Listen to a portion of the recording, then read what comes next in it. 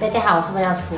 过几天就是元旦了，所以在网上买了一些材料，打算做一些牛轧糖、雪花酥，作为伴手礼送给亲戚朋友们。顺便分享一下牛轧糖的做法。雪花酥因为有些材料还没到，所以没办法分享。需要用到的食材也很简单，棉花糖跟坚果，我还加了一点点蔓越莓干进去。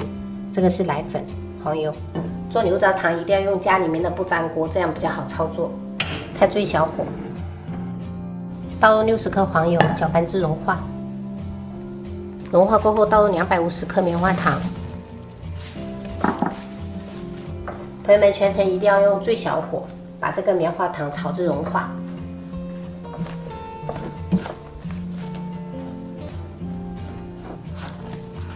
这个是搅了4分钟的状态，像这样子，棉花糖跟黄油彻底融合了就可以了。立即关火，倒入120克奶粉，翻拌均匀。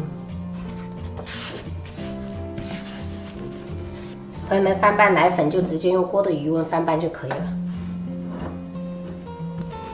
像这样，奶粉彻底的融合，倒入210克坚果，再次翻拌均匀。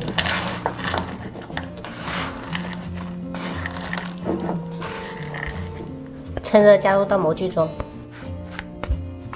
盖上硅胶垫抚平整。要趁热给它抚平整，这样比较好定型。 朋友们，像这样定好型过后，自然冷却再来切。因为还想要做一个抹茶味的，所以我们再做一次。同样的比例，120克奶粉加入20克抹茶粉，搅拌均匀。我做的这个比例，牛轧糖是稍微偏软的，像我2岁多的这个双胞胎就可以吃了。如果喜欢偏硬的话，就把这个棉花糖分量减少，大概230克这样子，220克就可以了。像这样全部混合均匀就可以制作了。 跟原味的牛轧糖是一样的操作。融化后加入棉花糖，像这样全部混合就可以了。关火，加入抹茶奶粉。朋友们，是不是感觉这种牛轧糖还是挺简单的？因为现在快过年了嘛，有时候自己做一点送给亲戚朋友，真的是好看又好吃。 因为每个家里面的都有小孩子，真的吃这种糖果真的很幸福，幸福感爆棚。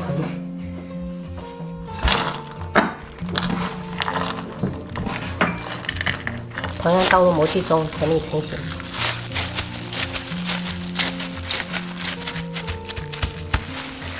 像这样放凉就可以切了。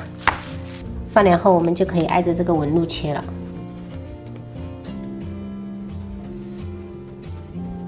再给它切成小块。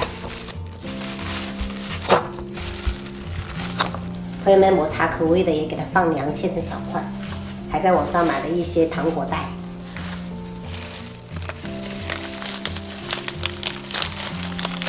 用封口机把口子封起来。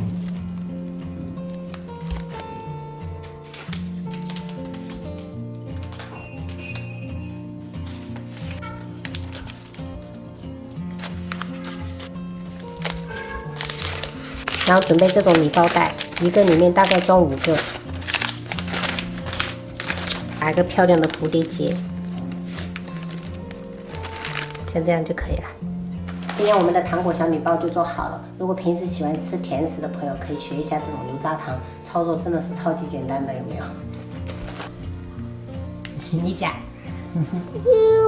溜了。然后喂它吃。兔子要吃什么糖啊？兔子那么爱吃糖。真的吗？我喂它糖，它很开心呢。哦。这样。这叫什么？兔兔啊。叫什么？啊？猪猪啊。哦，妹妹哦。儿子啊，弟弟呢？